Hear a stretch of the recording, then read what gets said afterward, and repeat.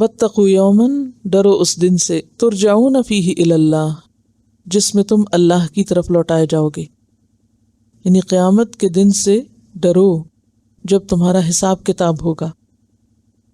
ثم توفی کل نفس ما کسبت، پھر ہر شخص کو اس کا کیا پورا پورا لوٹا دیا جائے گا، پورا پورا اس کو بدلہ دے دیا جائے گا۔ وہم لا یظلمون، اور کسی پر ظلم نہ کیا جائے گا۔ یعنی کیا مطلب ہے ظلم نہ کیا جائے گا؟ کہ کسی کے ساتھ کوئی ناانصافی نہ ہوگی۔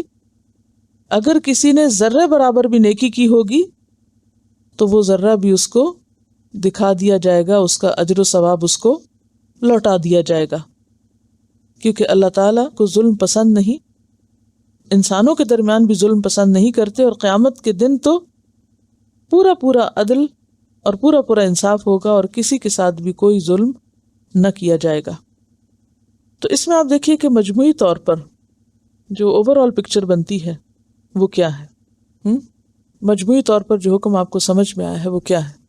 زکوٰۃ اور صدقات کو عام کرنا چاہیے، قرض اچھی طرح دیا جائے اور احسان نہ جتایا جائے، اور جواباً شکریہ یا تحفہ یا کسی بھی قسم کی کوئی فیور جو ہے وہ قبول نہ کی جائے۔ یعنی معاشرے کی خوشگواری اور معاشرے کی فلاح و بہبود اور پراسپیرٹی کا جو انحصار ہے وہ جذبہ تراحم میں ہے، ایک دوسرے پر رحم کرنا، ایک دوسرے کے ساتھ مہربانی کا معاملہ کرنا، ایک دوسرے کے لیے سہولت پیدا کرنا، جو اپنے لیے پسند کرنا وہی دوسرے کے لیے پسند کرنا، صدقات کو عام کرنا اور سب کی بھلائی کے لیے سوچنا، خود غرضی اور دوسرے سے فائدہ کھینچنے یا اٹھانے کے جذبات سے پاک رہنا ہے۔ یعنی اگر آپ یہ چاہیں نا کہ خالی سود کو کسی قانون سے حرام کر دیں اور اس کو بند کر دیں تو وہ قانون بھی نہیں چل سکے گا۔ کیوں؟ اس کی وجہ یہ ہے کہ ایک تو آپ دیکھ رہی کہ ترتیب میں نماز سب سے پہلے فرض ہوئی ہے، لیکن سود سب سے بعد میں حرام ہوا ہے، آخری چیز ہے جو حرام ہوئی۔ ایک روایت میں آتا ہے کہ اس آیت کے 7 دن بعد آپ کا انتقال ہو گیا تھا، یعنی اس آخری آیت، یعنی اس سے پہلے حرمت آ چکی تھی، حجۃ الوداع کے موقع پر بھی آپ وہ کر چکے تھے۔ اور واتقوا یومن، یہ جو بھی میں نے آیت پڑھی ہے اس کو آخری آیت قرآن کی کہا جاتا ہے ایک روایت کے مطابق۔ تو اس میں آپ دیکھیے کہ اتنا لمبا عرصہ ذہنی طور پر، روحانی طور پر، عملی طور پر لوگوں کو تیار کیا گیا، پھر اس کے بعد ان سے یہ آخری برائی جو تھی اس کو اکھاڑ دیا گیا، ختم کر دیا گیا۔ تو جب تک پریپریشن نہ ہو اس کی افراد کے اندر بھی، ذہنی طور پر بھی، تو محض ایک حکم سنانے سے بھی یا صرف ایک بات بتانے سے بھی بات نہیں بنتی۔ آج کتنے ہی مسلمان ہیں جو سمجھتے ہیں کہ یہ حرام ہے لیکن اس کے باوجود بھی اس میں مبتلا ہیں۔ اس کی بنیادی وجہ کیا ہے؟ کہ معاشرے کے اندر مسلمانوں کے درمیان جو رشتہ اسلام ہونا چاہیے یا رشتہ ایمان کی وجہ سے ایک دوسرے کے ساتھ خیرخواہی ہونی چاہیے، ایک دوسرے کی مدد کرنی چاہیے، وہ موجود نہیں۔ مثلا آپ دیکھیں کہ ایک شخص ڈاکٹر بن گیا، اب اس کے پاس آمدنی کا ایک بڑا ذریعہ ہے۔ عموماً ٹرینڈ کیا ہوتا ہے؟ جب ایک شخص کے پاس مال زیادہ ہو تو وہ معاشرے کی یا کمیونٹی کی فلاح کے لیے کتنا سوچتا ہے، اس کے لیے کتنے اسکالرشپس کا انتظام کرتا ہے، یا صرف ایک شخص نہیں، ایسی کمیونٹی بنا کے یا ایسی کوئی فورم بنا کے کہ جس میں ایسے سارے لوگ جن کے پاس آمدنی کے بڑے ذرائع ہیں وہ کوئی فنڈ یا کوئی ٹرسٹ قائم کریں کہ جس کے ذریعے آئندہ آنے والے ضرورت مند طالب علموں کو بلا سود قرضے دیے جا سکیں یا قرض حسنہ دیا جا سکے کہ جس کو واپس نہ لیا جا سکے۔ اس طرح کی بہت سی چیزیں ہو سکتی ہیں، لیکن عموماً ساری توجہ کس پر ہوتی؟ اگر ایک شخص کے پاس آمدنی کا ذریعہ ہے اور زیادہ ہے، وہ کرتا کیا ہے؟ پریکٹیکلی ریالٹی کیا ہے؟ اپنا بڑھاتا ہے۔ مثلاً کیا ترتیب ہوتی ہے؟ گھر چھوٹا تو اس کو بڑا کر لیا، بڑا ہے تو فرنیچر تبدیل کر لیا، اگر لباس تھوڑا تو اس کو بڑھا لیا، زیور کم ہے تو ہیرے جواہرات سے خود کو لاد لیا، پھر ایک ملک میں یا ایک شہر میں گھر ہے تو کسی اور میں بھی ریزورٹس پہ کاٹیجز بنا لیے، اور یعنی وہ سارے کے سارے صرف اپنے ہی ایک سرکل میں، حتیٰ کہ اپنے قریبی خاندان اور اپنے قریبی رشتہ داروں کو بھی پلٹ کے نہیں دیکھا جاتا کہ وہ کس حال میں۔ اب آپ خود سوچئے کہ وہ جس طرح بھی اس مقام پہ پہنچا، کیونکہ عموماً لوگ کہتے ہیں کہ میں نے بہت محنت کی ہے، یہ میرا مال ہے، میں نے محنت سے کمایا. ٹھیک ہے، آپ نے کمایا ہے، آپ کر سکتے ہیں، لیکن اسلام کیا ریکمینڈ کرتا ہے کہ جب اللہ آپ کو دے تو ان کے مالوں میں حق ہے سوالی اور محروم کا، چاہے وہ مانگے یا نہ مانگے، لیکن ان کا حق تمہارے مال میں موجود ہے، آٹومیٹیکلی موجود ہے. اور صرف زکوٰۃ کی بات نہیں، زکوٰۃ کے علاوہ بھی دینا ہوگا. اب یہاں پر سود سے پچھلی آیت میں کیا فرمایا؟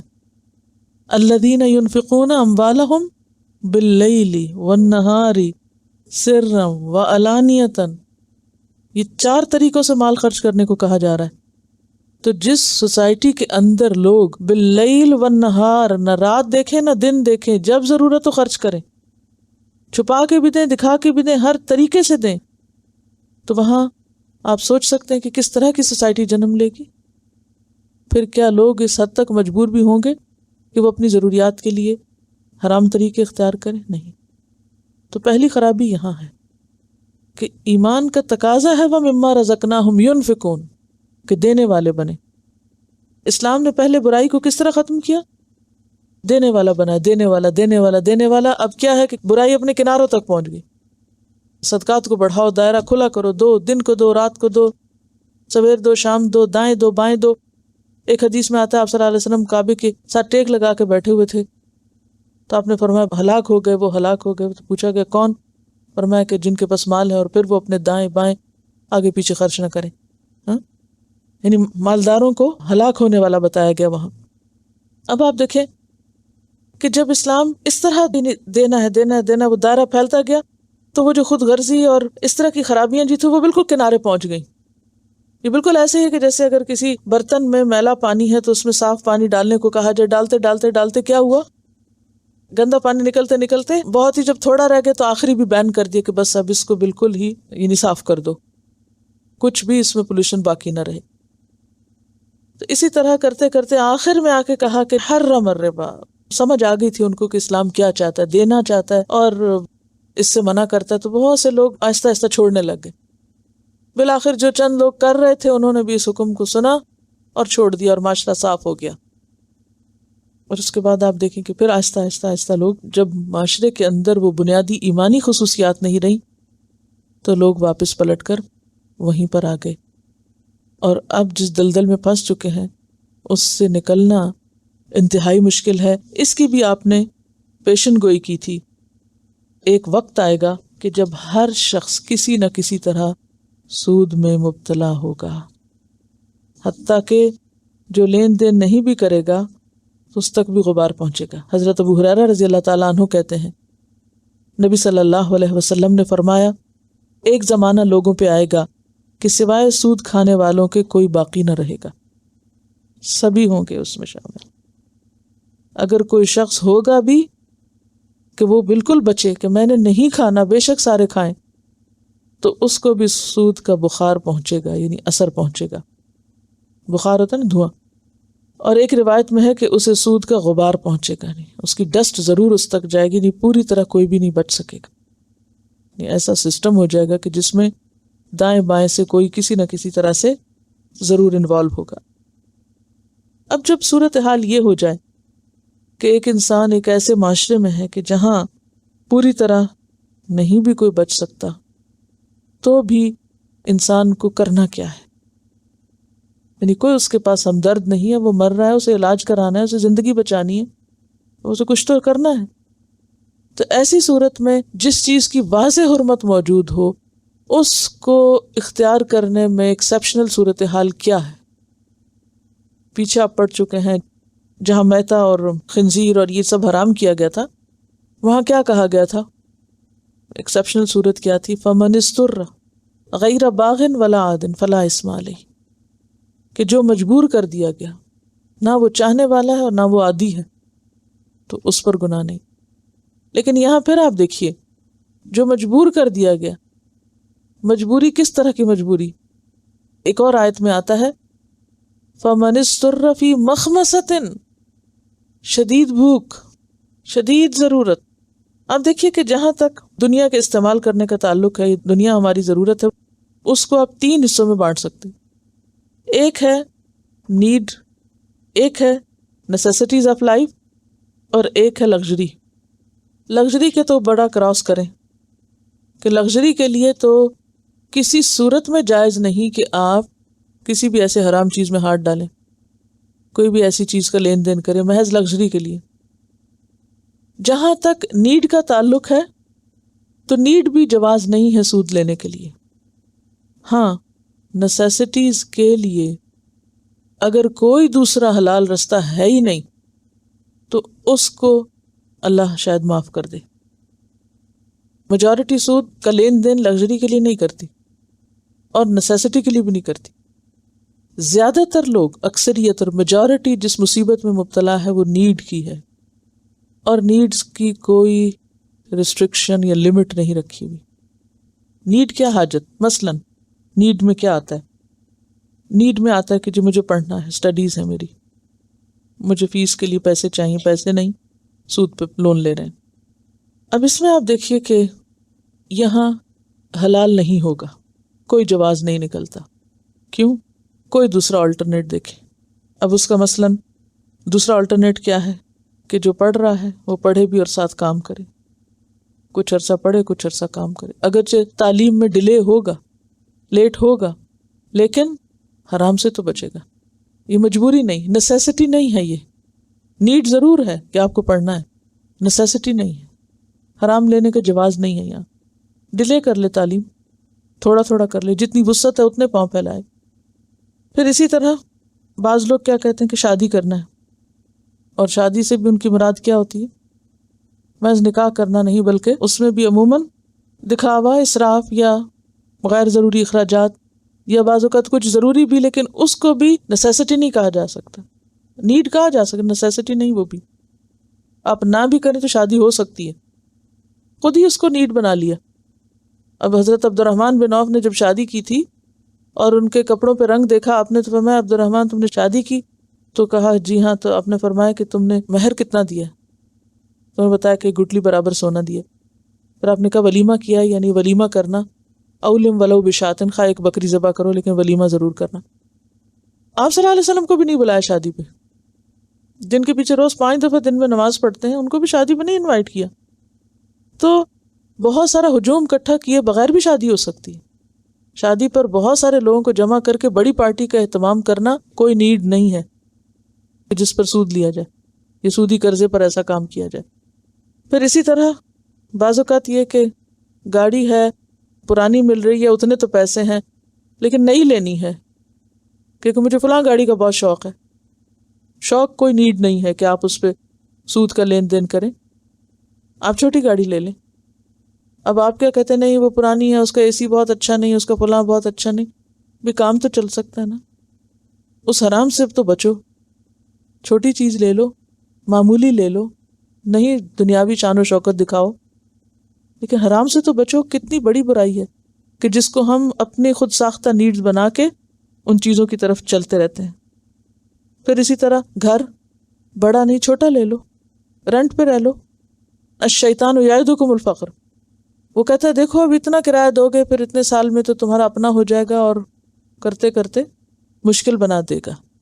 بھئی ٹھیک ہے آج اگر نہیں کل ہو سکتا بچے کمانے لگ جائیں، اللہ تعالیٰ ان کو دے دے. ہمیں اپنا نہیں پتا کتنے دن دنیا میں رہنا ہے، کیوں سود لیتے دیتے دنیا سے رخصت ہوتے ہو؟ بچوں کے لیے بنا کے چھوڑ گئے، آپ کو کیا دیں گے بچے؟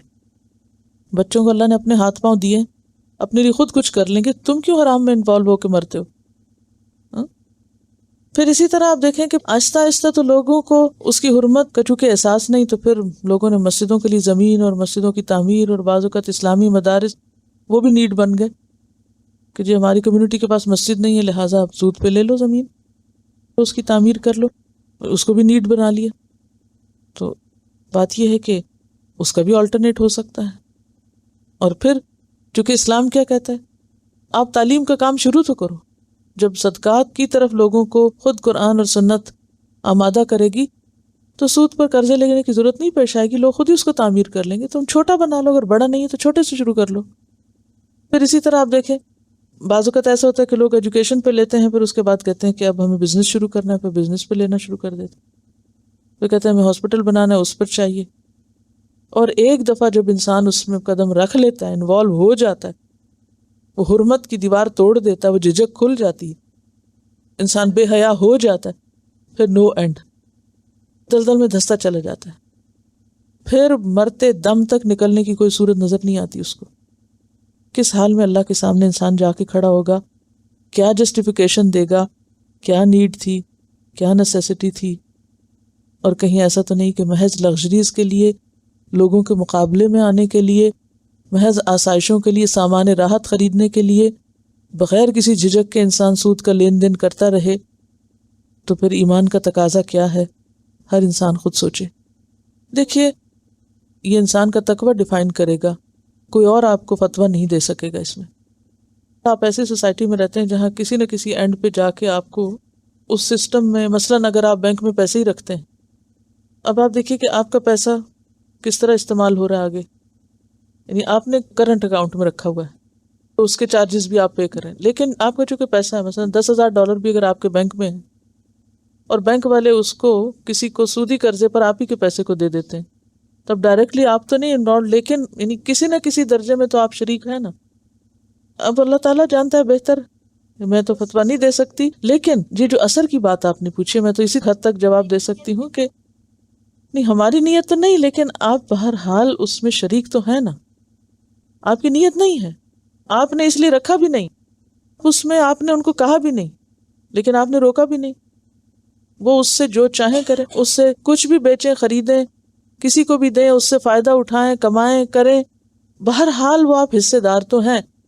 اب مجبوری کیا ہے کہ آپ کہیں اور رکھ نہیں سکتے، اگر رکھیں گے تو اب وہ اس مصیبت میں آپ پھنسے ہوئے ہیں کہ آپ سیف نہیں، گھر میں رکھیں یا ساتھ لے لے کے پھریں، تو اب وہ فمن استر میں وہ کیفیت آ جاتی ہے۔ تو اب آپ ڈائریکٹ تو انوالو نہیں، لیکن آپ نے وہاں رکھ دیا کہ بھی ہماری نہ نیت میں نہ ارادے میں ہے، ایک چیز موجود ہے، باقی اللہ تعالیٰ معاف کرنے والا ہے۔ لیکن یہ جو آپ کہہ رہے ہیں نا کہ ایک وقت آئے گا کہ اثر پہنچے گا یا غبار پہنچے گا، تو وہ ایسی چیزوں میں کہ جس میں براہ راست آپ کے علم میں بھی نہیں، یا آپ بچنا چاہ رہے ہیں 100%، لیکن آپ ایک ایسے دلدل میں پڑے ہوئے ہیں، ایسے نا کہ جیسے ایک کڑھائی میں اگر رنگ ہو تو آپ اگر اس کے اندر موجود ہے تو یہ ہو نہیں سکتا کہ تھوڑا یا زیادہ رنگ نہ چڑھے۔ ہاں، کچھ کپڑوں پہ نہیں چڑھتا، مگر اس پہ بھی ہلکا سا، سنتھیٹک کپڑوں کے اوپر عام طور پہ کچا رنگ نہیں چڑھتا، لیکن ایک دفعہ اگر اس میں ڈوبے تو کچھ نہ کچھ نکلتا ہے، جب تک اسے دھوئے نہیں وہ کلیئر رنگ نہیں نظر آتا۔ یعنی اس کا یہ مطلب نہیں کہ مثلا اگر آپ کو یہ کہا جائے کہ پیشن گوئی ہے کہ برف پڑے گی، تو اب آپ باہر نکل جائیں کہ ہاں وہ تو پیشن گوئی تھی، پڑنی تھی برف، اس لیے میں پھنس گئی ہوں، تو پھر کیا کروں؟ اس کے لیے پھر آپ پہن کے نکلتے ہیں یا کچھ تو اپنا بندوبست کرتے ہیں نا، آپ سروائیو کرنے کے لیے۔ طوفان آ رہا ہے، اگر پیشن گوئی ہے طوفان کی، تو آپ اس سے بچنے کے لیے ہاتھ پاؤں تو مارتے ہیں نا۔ تو بالکل یہ پیشن گوئی اس لیے کی تھی کہ انسان اور کانشیس ہو، الرٹ ہو، اور توبہ استغفار کی کثرت کرے کہ یا رب ہم ایک ایسی مجبوری کے عالم میں ہیں کہ جہاں سے تو ہی ہمیں نکال سکتا ہے، وہ تو ایک اور صورت ہے۔ اور انسان ٹھنڈے پیٹوں بیٹھ کے ریلیکس ہو کے سب چیزوں کو کہے ٹھیک ہے، یہ مجبوری ہے، جائز ہے، یہ نیڈ ہے، یہ ضرورت ہے، اور اس بنا پر ہر حرام کو حلال کرنے پہ تل جائے، پھر کیونکہ لوگ پھر یہاں تک نہیں رکتے کہ اس کو حرام سمجھ کے استعمال کریں، پھر وہ اپنے آپ کو جسٹیفائی کرنے کے لیے حرام کو بھی کیا کرتے ہیں، حلال قرار دینے کی کوشش کرتے ہیں۔ دیکھیے، جو آخری بات ہے واتقوا یومن، کہ اللہ سے ڈرو، اس دن سے ڈرو جب حساب ہوگا، اور اپنے اپنے بچنے کی فکر کرو۔ تو ہم میں سے ہر ایک کا یہ انڈیویجول فیصلہ ہے کہ وہ کتنا واقعی مجبور ہے، اور واقعی کہاں وہ مر رہا ہے، اور کتنی شدید اس کو ضرورت ہے۔ تو اس کا اور اس کے رب کا معاملہ ہے۔ حکم صاف واضح ہے کہ یہ حرام ہے، ناجائز ہے، اور بچنا ضروری ہے۔ کون کتنا بچ سکتا ہے اور نہیں بچ سکتا، یہ اس کا اور اس کے رب کا معاملہ ہے، اور اس کو جواب دہی کرنا ہوگی۔ بہرحال اس کے حرام ہونے پر کوئی شک نہیں، اور اس سے بچنے میں ہر ایک کا اپنا فائدہ ہے، کیونکہ اتنا سخت حکم کسی کبیرہ گناہ پہ نہیں، نہ شراب پہ، نہ زنا پہ، نہ قتل پہ، نہ کسی اور پہ، کسی کے بارے میں اتنے سخت الفاظ نہیں جتنے اس حکم کے اوپر ہے، اور اس کو معمولی نہیں سمجھنا چاہیے۔ جتنا حد الوسع بچ سکیں، یہ آگ ہے، اس آگ سے جتنا دور بھاگ سکیں اتنا ہی بہتر ہے۔ اور سب سے بڑی بات یہ کہ حرم، اس نے حرام کیا ہے نا، جتنی بھی آپ لاجک لے آئیں جواب میں جب اس نے کر دیا تو شروع میں جیسے میں نے عرض کیا تھا کہ احکم الحاکمین وہ ہے، اور ومن احسن من اللہ حکمن، اللہ سے بڑھ کر فیصلہ کس کا ہو سکتا ہے، اور اللہ کے فیصلوں کو قبول کرنا ہی ایمان ہے۔